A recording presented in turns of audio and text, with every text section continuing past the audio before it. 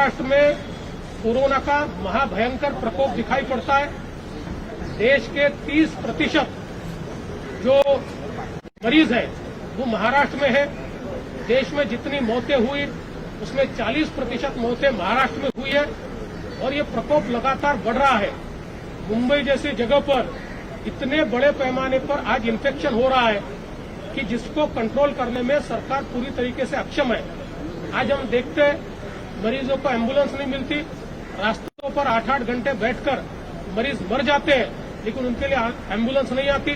Quarantine centres में खाना नहीं मिलता, मरीजों को एडमिट करने के लिए बेड्स नहीं मिलते, सरकारी अस्पताल में बेड्स नहीं दिए जाते और प्राइवेट अस्पताल में 30,000, 60,000, 1 लाख, 2 लाख ऐसा उनके ऊपर पर डे का चार्ज किया जाता है और जो सामान्य गरीब है वो प्राइवेट हॉस्पिटल जा नहीं पाता। सरकार ने प्राइवेट हॉस्पिटल को एक्वायर करने की घोषणा करके भी कोई एक्विजिशन नहीं किया। लूट चल रही है, जो पेशेंट्स हैं उनको लूटा जा रहा है, उनके घरवालों को लूटा जा रहा है और सरकार इसके ऊपर कोई कार्रवाई नहीं कर रही। इसके साथ साथ हमारी मांग ये है कि जो कोरोना के पेशेंट्स हैं उनको मुफ्त में इलाज दिया जाना चाहिए। उनको एडमिट करने की सख्ती सारे हॉस्पिटल्स पे होनी चाहिए। प्राइवेट हॉस्पिटल्स के भी कम से कम 80% बेड, और प्राइवेट हॉस्पिटल यानी केवल 2-4 नाम के लिए नहीं, तो जितने प्राइवेट हॉस्पिटल्स हैं ऐसे सारे प्राइवेट हॉस्पिटल्स के बेड्स जो है कम से कम जहां कोरोना पेशेंट एडमिट हो सकते हैं उसमें से 80% बेड्स ये सरकार के रेट से उनको सरकार की मॉनिटरिंग में उसको एक्वायर किया जाना चाहिए ताकि कोरोना के पेशेंट्स को बड़े पैमाने पर राहत मिले। हमारी दूसरी मांग ये है कि आज महाराष्ट्र में किसान अड़चन में उसकी फसल की खरीद सरकार कर नहीं रही है।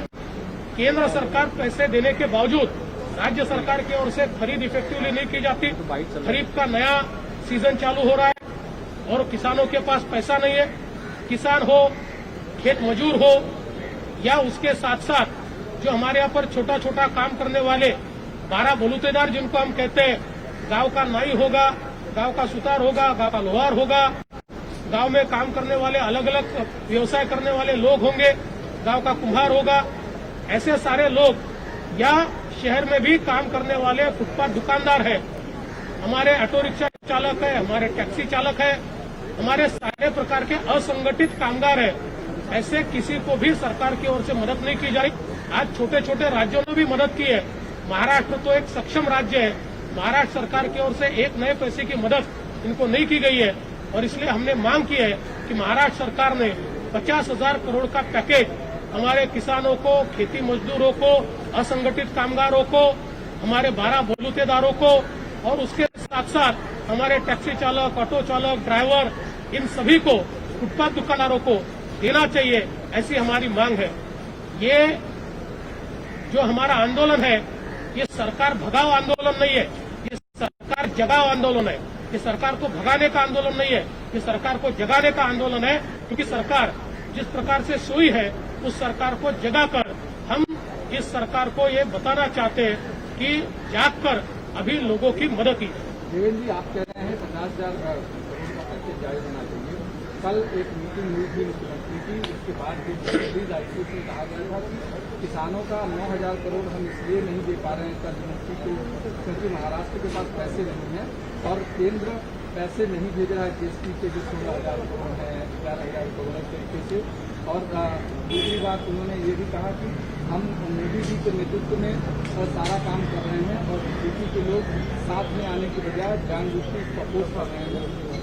तो पहली बात तो यह है कि केंद्र सरकार ने दिसंबर तक के सारे पैसे दे दिए हैं और हम सभी को मालूम है कि मार्च में जीएसटी का डेफरमेंट हुआ है। तो मार्च में अगर डेफरमेंट हुआ और सबको पैसे भरने के लिए 3 महीने का समय मिला तो वो पैसे आएंगे कैसे?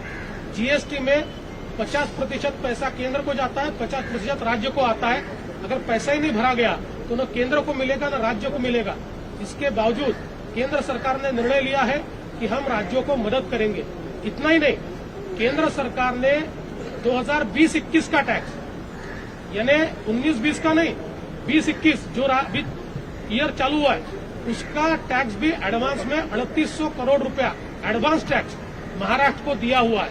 इसलिए ये जो सारी बातें कह रहे हैं बिल्कुल गलत है। और सबसे बड़ी बात, महाराष्ट्र को 1,60,000 करोड़ रुपए का ऋण अब आरबीआई के माध्यम से लेने की परमिशन मिली है, जिसकी गारंटी केंद्र सरकार लेता है। तो मुझे लगता है कि अब पैसे के लिए रोने का ये समय नहीं है। छोटे छोटे राज्य रो नहीं रहे, वो राज्य अपने लोगों के लिए काम कर रहे हैं, लेकिन महाराष्ट्र राज्य रो रहा है। और इसलिए मुझे लगता है कि एक प्रकार से अपनी अक्षमता को छुपाने के लिए केंद्र सरकार पर आरोप मढणे का ये काम है। हे राजकारण करतात असा आरोप करतात सामनामध्ये काय सांगणार? सामनामध्ये जे काही येतं ते सगळंच जर खरं असेल तर मग कालचं संजय राऊतांचं जे काही ट्विट होतं ते कोणाकरता होतं याचंही उत्तर तुम्ही त्यांना विचारलं पाहिजे। राजकारणाचा प्रश्नच नाहीये। जनतेच्या वेदना मांडणं हे जर राजकारण असेल तर होय, आम्ही राजकारणच करू, कारण जनतेच्या वेदना मांडणं हे आमचं काम आहे। झोपलेलं सरकार जागं करणं हे आमचं काम आहे। जनतेच्या वेदना डोळ्याच्या आड झाक करून जर एखादं सरकार सेलिब्रिटी ट्विटमध्ये मशगूल असेल, एखादं सरकार आभासी जगतामध्ये मशगूल असेल, तर अशा सरकारला जागवण्याकरता आणि जनतेच्या वेदना मांडण्याकरता आम्ही रस्त्यावर येणारच, आम्हाला कोणी थांबवू शकत नाही। दुसरं असं आहे की या ठिकाणी रोज केंद्र सरकारच्या विरुद्ध ते बोलतात, रोज केंद्र सरकारवर आरोप करतात। ते बोलले तर राजकारण होत नाही, ते बोलले तर त्याच्यामध्ये कुठलाही राजकीय गंध नाही, आणि आम्ही जनतेच्या वेदना मांडल्या तर मात्र राजकारण हे जे काही या ठिकाणी चाललेलं आहे पूर्णपणे चुकीचं आहे। आम्ही आमचं काम करतोय, जनतेच्या वेदना आम्ही मांडणारच। पुलिस वाले और अभी भी लगातार अपने से तमाम सारे कोशिश बना रहे हैं पुलिस वाले, लेकिन जो पीपीई किट हो या तमाम सारी जो सिक्योरिटी का इंतजाम है उसके बारे में ये पहला राजनीति कर रहे हैं आपके सांसद के लिए। देखिए, आज हमारे पुलिस वालों ने जिस जाबाज तरीके से इस कोरोना के संकट में काम किया है, मैं उनको सलाम करता हूं।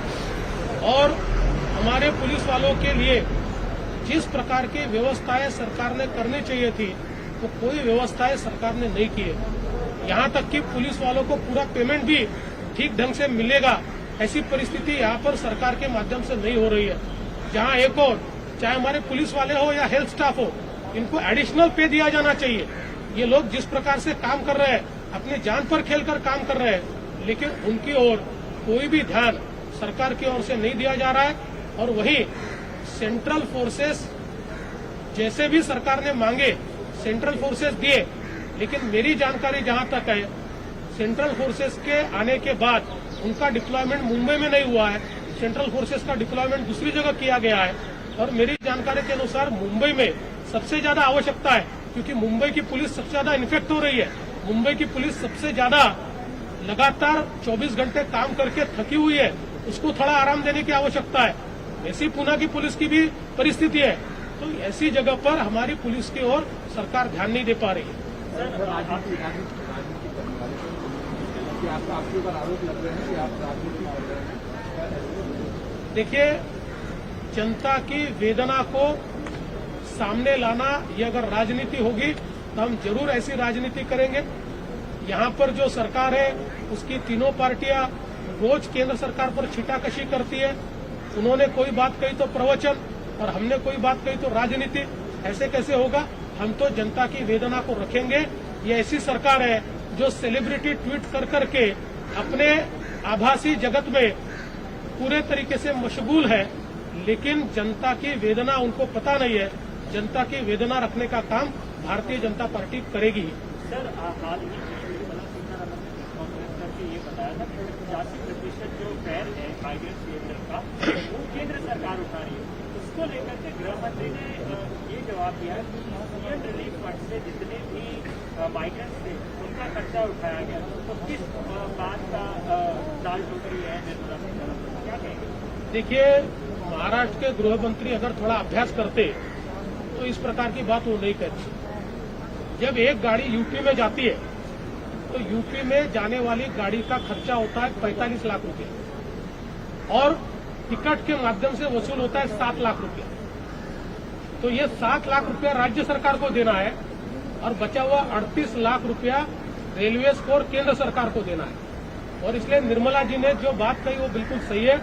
निर्मला जी ने जो कहा है कि 85% तक का पैसा ये केंद्र सरकार दे रही है और केवल 15% टिकट का पैसा ये राज्य सरकार की ओर से देना है। लेकिन उसको भी देने के लिए ये सरकार ने जितना समय लगाया और जितने लोगों को अपने पैसे से टिकट खरीद कर जाना पड़ा उसका भी हिसाब अलग से लेना पड़ेगा।